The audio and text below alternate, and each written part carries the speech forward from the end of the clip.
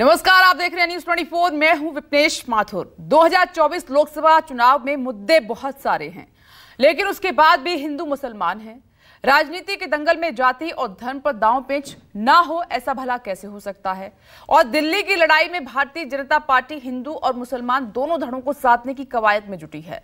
24 के घमासान में कैसे मुद्दों और बयानों के जरिए हिंदू मुसलमान की राजनीति हो रही है और कैसे पीएम मोदी जगह के हिसाब से अपनी रणनीति बदल रहे हैं, देखिए हमारी इस स्पेशल रिपोर्ट में। हम लोगों का रास्ता है संतुष्टिकरण और दूसरी तरफ घमंडिया गठबंधन का मॉडल है तुष्टिकरण। 10 सालों से राजनीति कर रहे हैं धर्म के आधार पर। हर चुनाव को हिंदू मुसलमान बनाते।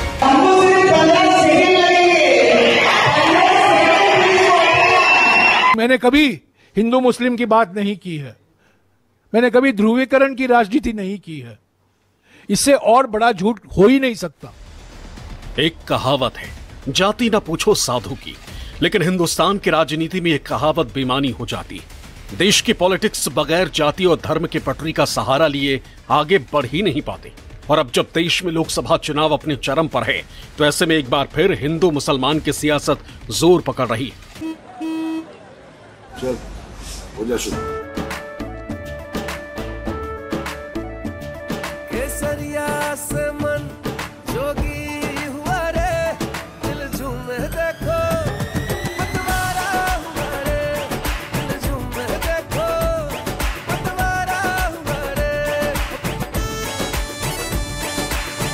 हर पल मनाओ केसरी त्योहार।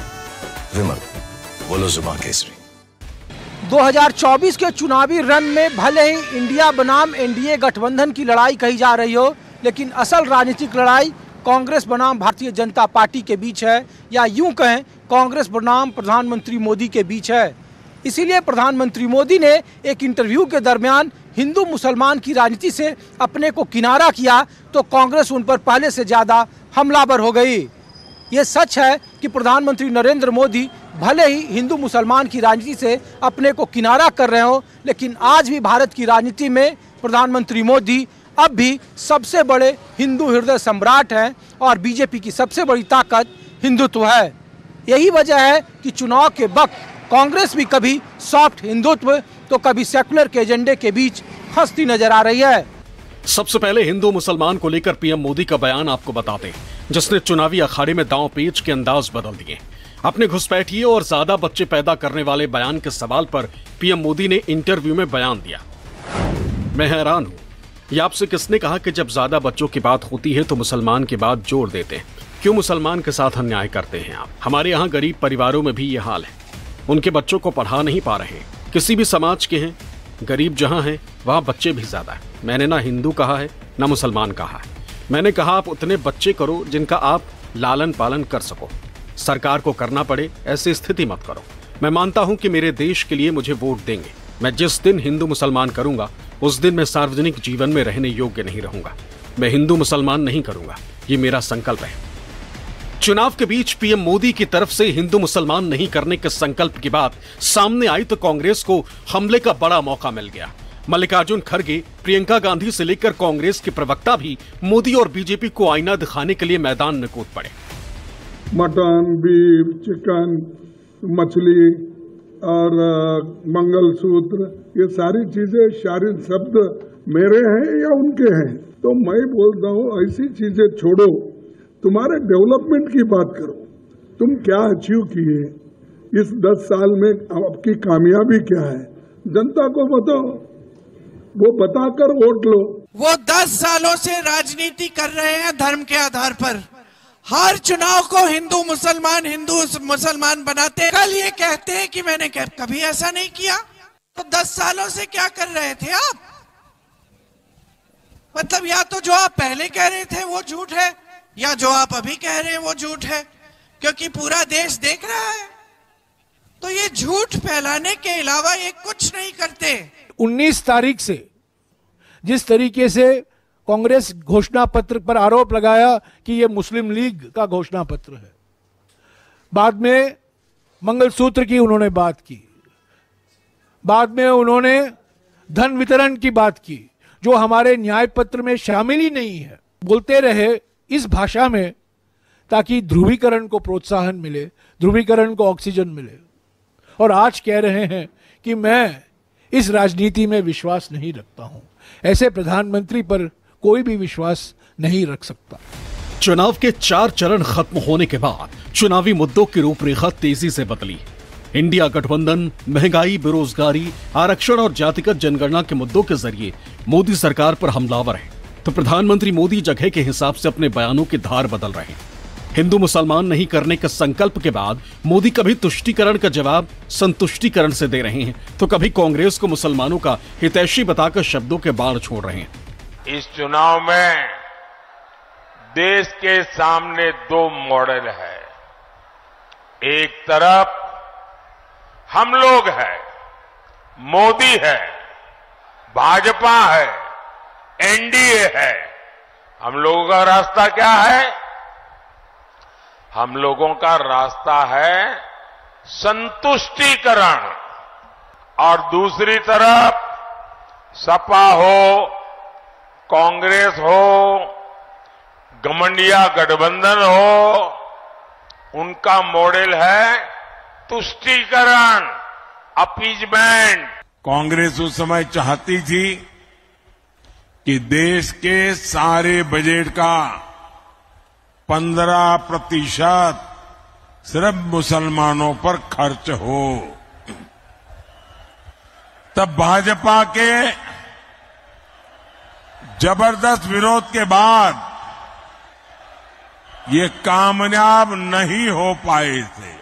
कांग्रेस के लिए माइनॉरिटी सिर्फ एक ही है, उसका अपना प्रिय वोट बैंक। हिंदुत्व बीजेपी का कोर राजनीतिक एजेंडा रहा। राम मंदिर की लड़ाई के सहारे बीजेपी संसद में 2 से 303 के आंकड़े तक पहुंची और 2024 लोकसभा चुनाव में भी बीजेपी और पीएम मोदी ने राम मंदिर निर्माण के मुद्दे को जोर शोर से उठाना शुरू भी किया। लेकिन कांग्रेस का चुनावी मैनिफेस्टो न्याय पत्र जारी होते ही मुद्दों की शक्ल सूरत भी बदलने लगी। पीएम मोदी ने कांग्रेस के मैनिफेस्टो में मुस्लिम लीग की झलक बता दी। उसके बाद पीएम मोदी ने कांग्रेस पर मैनिफेस्टो के जरिए सिर्फ मुसलमानों का हित साधने की कोशिश का आरोप लगाया। पीएम मोदी ने कांग्रेस की सोच को अर्बन नक्सल करार दिया, तो साथ ही कांग्रेसी मैनिफेस्टो पर चिंता जताते हुए कहा कि कांग्रेस सत्ता में आई तो महिलाओं के मंगलसूत्र तक बेच देगी। बीजेपी तुष्टीकरण का आरोप लगाकर कांग्रेस पर हमलावर है। प्रधानमंत्री ने कांग्रेस के घोषणा पत्र के एक पॉइंट पर सवाल उठाते हुए आरोप लगाया कि अगर कांग्रेस की सरकार बनी तो वो सभी की प्रॉपर्टी का सर्वे कराएगी। देश की माताओं बहनों के पास सोना कितना है उसकी जांच की जाएगी। आदिवासी परिवारों के पास चांदी होती है उसका हिसाब लगाया जाएगा और उसे लोगों में समान रूप से बांट दिया जाएगा। कांग्रेस के शहजादे का कहना है कि उनकी सरकार आई तो कौन कितना कमाता है, किसके पास कितनी प्रॉपर्टी है, किसके पास कितना धन है, किसके पास कितने मकान है, उसकी जांच कराएंगे। इतना ही नहीं, कांग्रेस सरकार के नाम पर कब्जा करके आपकी संपत्ति को छीन करके बांटने की बात कर रही है। 2024 चुनाव में मंगलसूत्र के साथ साथ मुसलमान का मुद्दा भी छाया। समान संपत्ति और समान अधिकार मामले पर पीएम मोदी ने कांग्रेस को कटघरे में खड़ा किया। पीएम मोदी ने ज्यादा बच्चे पैदा करने वालों और घुसपैठियों का जिक्र कर चुनाव में हिंदू मुसलमान का नया विवाद छेड़ दिया। पहले जब उनकी सरकार थी उन्होंने कहा था कि देश की संपत्ति पर पहला अधिकार मुसलमानों का है। इसका मतलब ये संपत्ति इकट्ठी करके किसको बांटेंगे?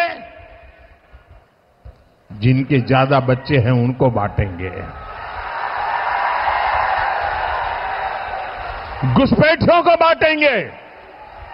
क्या आपकी मेहनत की कमाई का पैसा घुसपैठियों को दिया जाएगा? 2011 की जनगणना के मुताबिक भारत में सबसे ज्यादा मुस्लिम उत्तर प्रदेश में। उत्तर प्रदेश में मुस्लिम आबादी 3.84 करोड़ की है। मुस्लिम आबादी के मामले में पश्चिम बंगाल 2.46 करोड़ के आंकड़े के साथ दूसरे नंबर पर है। तीसरे नंबर पर बिहार है, जहां 1.75 करोड़ मुस्लिम आबादी है। चौथे नंबर पर 1.30 करोड़ के मुस्लिम आबादी के साथ महाराष्ट्र चौथे स्थान पर है और 1.06 करोड़ मुस्लिम आबादी के साथ असम 5वें स्थान पर है। यही वजह भी थी कि चुनाव शुरू होने से पहले बीजेपी मुस्लिम वोट बैंक को अपने पाले में लाने की कोशिशों में जुटी थी। लेकिन पहले चरण के चुनाव के बाद मुस्लिम आरक्षण को लेकर विरोध की नई रणनीति ने कई सवाल खड़े किए। रणनीति के जानकार बीजेपी की इस रणनीति को विपक्ष की चालों के काट के तौर पर देख रहे हैं। आपको बता दें, पीएम मोदी और बीजेपी अल्पसंख्यकों को खासकर मुस्लिम समाज से संवाद की रणनीति पर चल रहे थे। स्नेह यात्रा, ना दूरी है ना खाई है, मोदी हमारा भाई है जैसे अभियानों के जरिए बीजेपी मुस्लिम वर्ग के बीच अपनी सियासी जमीन तैयार करने की कवायद में थी। चुनाव प्रचार जैसे जैसे परवान चढ़ता गया, बीजेपी और पीएम मोदी ने अपनी रणनीति बदल ली। पीएम मोदी और बीजेपी ब्रिगेड खुलकर मुस्लिम आरक्षण के विरोध में उतर आए। बीजेपी के इस रणनीति के पीछे कोशिश जातिगत जनगणना और आरक्षण विरोधी ठहराने की विपक्षी कोशिशों की धार कुंद करने की है। प्रधानमंत्री मोदी ने घुसपैठियों और ज्यादा बच्चे पैदा करने वाले बयान को भले ही हिंदू मुसलमान से नहीं जोड़ने की बात कही हो, लेकिन बीजेपी के स्टार प्रचारक चुनावी माहौल को हिंदू मुसलमान करने से पीछे नहीं। एक तरफ प्रधानमंत्री मोदी कर्नाटक से उठे मुस्लिम आरक्षण के मुद्दे के जरिए कांग्रेस और मुस्लिम समुदाय पर हमलावर है, तो बीजेपी के बड़े नेता भी रैलियों से मुस्लिम समुदाय के नाम पर विपक्ष पर हमलावर नजर आ रहे हैं। कांग्रेस ने कर्नाटक में ओबीसी आरक्षण छीनकर मुसलमानों को दे दिया है। कांग्रेस संविधान बदलकर ये नियम देश भर में लागू करना चाहती है। लेकिन भाइयों बहनों, ये लोग भूल रहे हैं, ये मोदी के रहते धर्म के नाम पर दलितों, पिछड़ों के आरक्षण की लूट करने के लिए सोच भी नहीं सकेंगे। और मोदी है तो वो लिख के रखें, उनके लिए नामुमकिन है। मां, माटी और मानुस, इसकी जगह मुल्ला, मदरसा और माफिया। मुझे बताओ, ये ममता दीदी को फिर से चुनना चाहिए क्या? ये मस्जिदों के इमाम को वेतन देती है, मंदिर के पंडितों को नहीं देती है। ऐसा चल सकता है क्या? राम जन्मभूमि ट्रस्ट वालों ने ममता दीदी को, अरे भतीजे को निमंत्रण भेजा। भाई, राम तो सबका है, आप भी आइए। मगर दीदी नहीं गई, वो अपनी वोट बैंक के डर से नहीं गई। मेरे लिए नेशन फर्स्ट है, देश के लिए, सनातन हिंदू धर्म के लिए एक बार नहीं 100 बार, एक जन्म नहीं 100 जन्म में हम सत्ता को ठुकरा सकते हैं, लेकिन देश और सनातन धर्म के लिए अपना सर्वस्व न्यौछावर करेंगे। राजनीति वोट से चलती है और समाज आगे बढ़ता है समरसता से। 2024 चुनाव में बीजेपी हिंदू मुसलमान के पोल को बैलेंस करके चलने की कोशिश कर रही है। एक तरफ बीजेपी के रणनीतिकार मुस्लिम समाज को ये भरोसा दिलाने में जुटे हैं कि उन्हें बीजेपी के राज में वो सब कुछ मिलेगा जो अब तक दूसरी पार्टियों से मिला है, तो दूसरी तरफ बीजेपी विपक्षी दलों पर सिर्फ मुस्लिम हितैषी होने का आरोप लगाकर हिंदुत्व की धुरी को भी थामे रखना चाहती है। लेकिन दिल्ली जीत के लिए बीजेपी का यह फॉर्मूला कितना कारगर साबित होगा, ये 4 जून को ही पता चल पाएगा। Bureau report, news 24।